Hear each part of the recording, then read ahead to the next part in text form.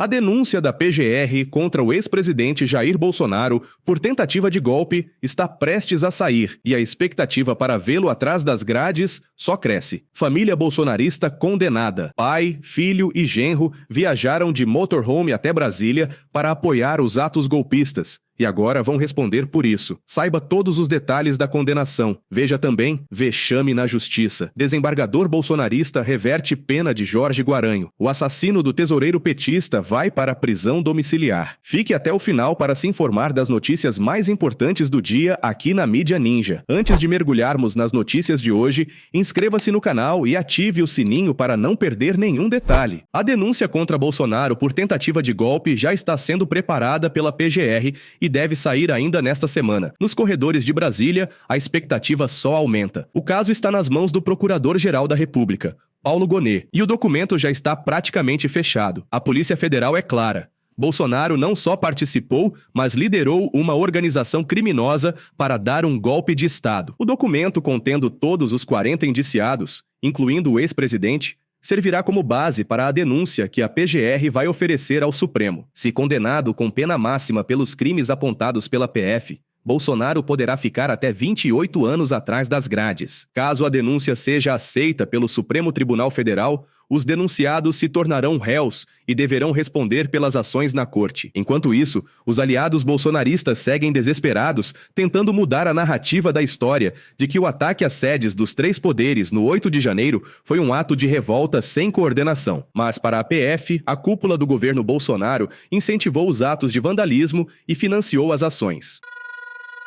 Desmascarados. Família bolsonarista de motorhome tenta se justificar, mas imagens provam o contrário. Golpistas aparecem entre os invasores. O STF condenou uma família do Espírito Santo, composta por pai, filho e genro, a 14 anos de prisão, por incitar ataques contra a democracia e pela participação na invasão às sedes dos três poderes no 8 de janeiro. A Polícia Federal do Espírito Santo identificou os réus ao investigar sua participação nos ataques em Brasília e seu envolvimento em ações contra a democracia e o sistema eleitoral desde 2022. Eles admitiram ter viajado a Brasília em um motorhome para participar dos atos antidemocráticos. Segundo o depoimento, a família estacionou o veículo em um posto de gasolina, seguiu por um carro de aplicativo para a frente de um quartel do Exército e, no início da tarde do 8 de janeiro, se deslocou para a Praça dos Três Poderes. Eles afirmam que ficaram apenas na parte externa, mas documentos anexados apontam que os golpistas aparecem nas imagens entre os invasores. Com relatoria de Moraes,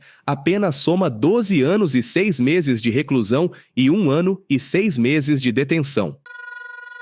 PGR exige justiça e a condenação de 2 ex-comandantes e 5 policiais militares do Distrito Federal por omissão e envolvimento nos ataques golpistas de 8 de janeiro. A PGR entregou as alegações finais na ação contra integrantes da cúpula da Polícia Militar do Distrito Federal, pedindo a condenação de 2 ex-comandantes e 5 policiais pelos ataques golpistas de 8 de janeiro. No documento, o Procurador-Geral da República, Paulo Gonet, conclui que os policiais estavam alinhados com aqueles que pleiteavam uma intervenção das Forças Armadas e, por isso, teriam sido omissos. Gonet pede a condenação e a perda dos cargos ou funções dos 7 réus, argumentando que eles sabiam do caráter violento dos anunciados atos antidemocráticos e se omitiram propositalmente quanto ao efetivo necessário da Polícia Militar para resguardar a segurança e impedir os atos de depredação. Gonet também classifica o relatório que explora mensagens trocadas pelos policiais militares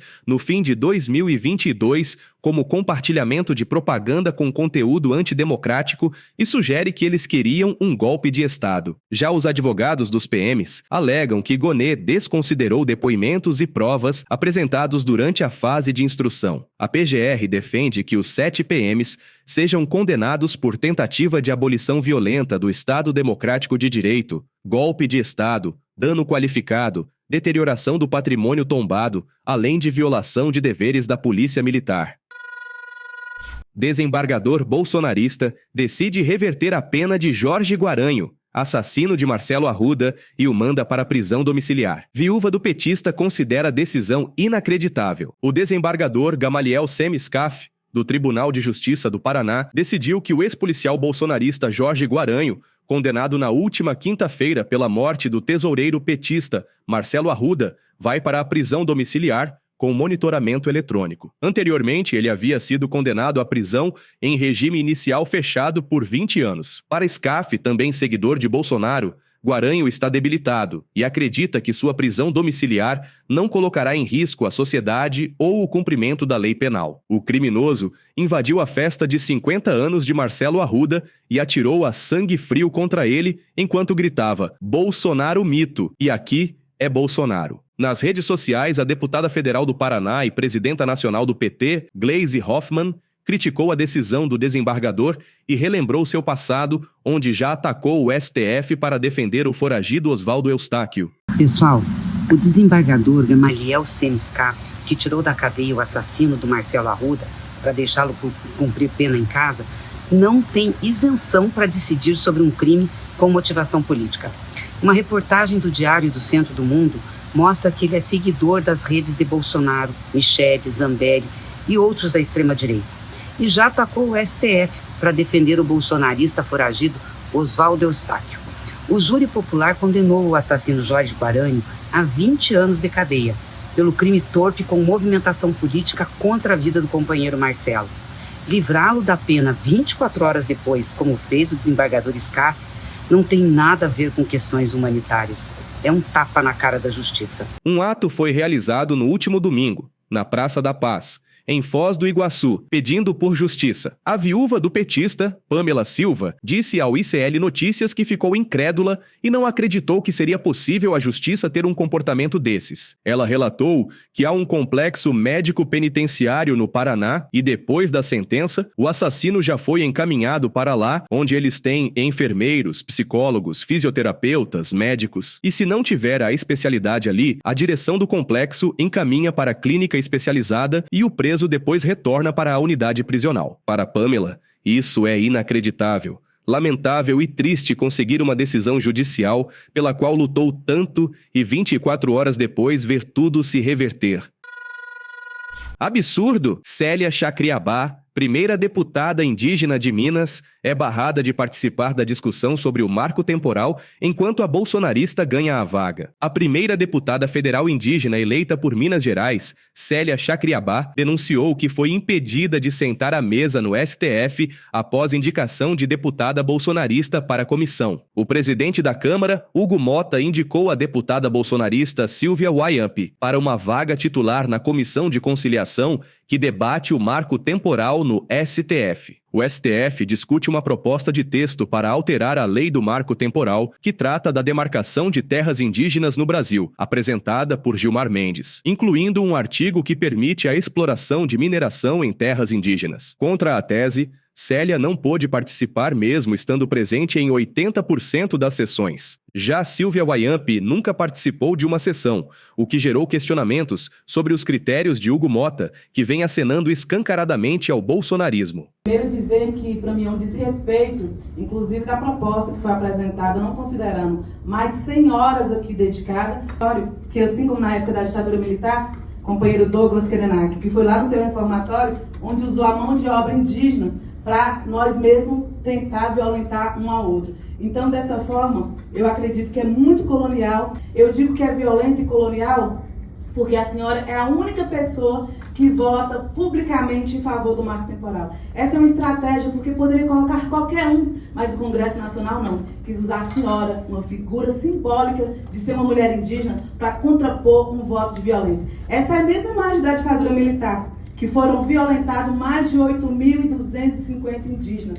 Então nós estamos aqui, em pleno século XXI, no ano de 2025, ano de COP, para dizer que vai votar, uma mulher indígena votar contra o direito do seu próprio povo. Não é direcionado para a senhora. Eu estou dizendo que essa é uma velha arma colonial de estratégia. Vocês que queriam essa comissão, inclusive para tentar liberar a mineração, vocês não levaram a sério, porque nem sequer vocês só tiveram pelo menos 6% de presença. Eu tive aqui 80% de presença. Vocês acham que eu saí de lá do território onde o povo Guarani Kaiowá estava precisando da minha presença?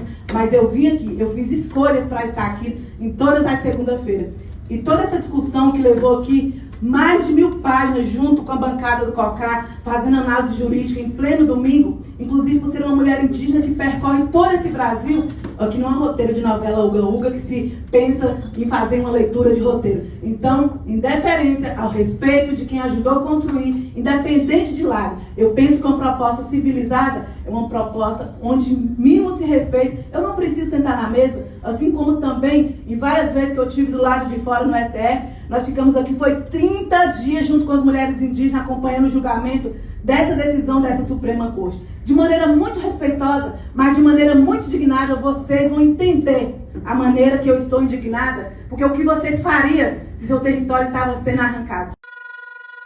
Lula reage a Trump e afirma: o Brasil é do povo brasileiro. Veja o que o presidente falou sobre as tarifas e ameaças do norte-americano. Durante um discurso em um evento da Petrobras, o presidente Lula criticou as ameaças de Donald Trump em elevar a taxação sobre as importações nos Estados Unidos e de deportar imigrantes para cumprir o lema América para os americanos. E agora entra um novo presidente. E qual é o discurso do novo presidente? América para os americanos. Nós vamos taxar tudo que é produto importado e vamos mandar embora tudo que é imigrante. Os imigrantes que foram para os Estados Unidos ajudaram a construir aquela pátria grande, ajudaram a construir a riqueza dos Estados Unidos, até vota a maioria, e resolveram mandar embora os latino-americanos que foram para lá fazer trabalho que os americanos já não queriam mais fazer. E aí eu fico pensando, cadê a democracia? Cadê o respeito ao livre trânsito do ser humano se você tem livre trânsito do capital? Cadê o livre comércio que foi tão apregoado? E aí começa a ameaçar o mundo. Todo dia tem uma ameaça, todo dia tem uma ameaça, todo dia tem uma coisa. E eu, sinceramente, o Brasil é um país de paz. A gente não tem divergência com nenhum país. A gente é um país que a gente gosta de todo mundo e a gente quer que todo mundo goste da gente. Eu, ao invés de um murro, gosto de dar um abraço. Ao invés de uma mordida, gosto de dar um beijo. Então é esse país que nós estamos construindo e que vamos construir. Não vamos aceitar nenhum desaforo. E é importante utilizar um encontro como esse da Petrobras para a gente dizer, sabe, é verdade que os Estados Unidos é dos americanos, é verdade que a China é dos chineses, é verdade que a Rússia é do russo, é verdade que a Índia é do indiano, mas é verdade que o Brasil é do povo brasileiro e eles têm que respeitar as coisas que nós fazemos aqui dentro. As decisões de Trump começam a afetar o Brasil. No comércio exterior, as tarifas sobre o aço e o alumínio prejudicam os produtores brasileiros, que em 2024 ficaram em segundo lugar, atrás apenas do Canadá, entre os principais fornecedores para os Estados Unidos. Na imigração, o Brasil já recebeu 2 voos com deportados. No primeiro, foi relatado condições precárias e passageiros amarrados e algemados como criminosos. Você que ficou até aqui faz parte dessa luta por informação verdadeira e contra a desinformação. Muito obrigado por apoiar o canal da Mídia Ninja. Agora queremos saber, o que você quer ver aqui no nosso canal? Deixe nos comentários.